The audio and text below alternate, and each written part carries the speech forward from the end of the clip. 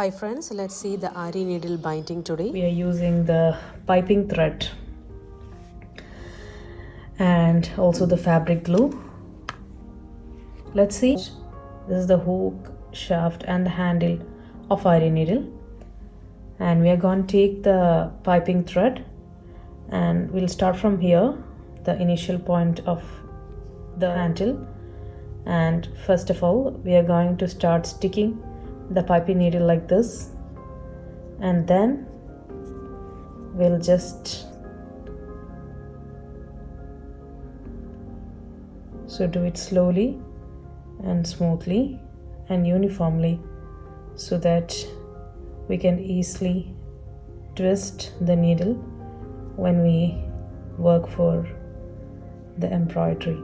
Reach to the end. Again, we are going to apply some fabric glue at the end, and we'll piping thread here and can we do the binding, cut it out.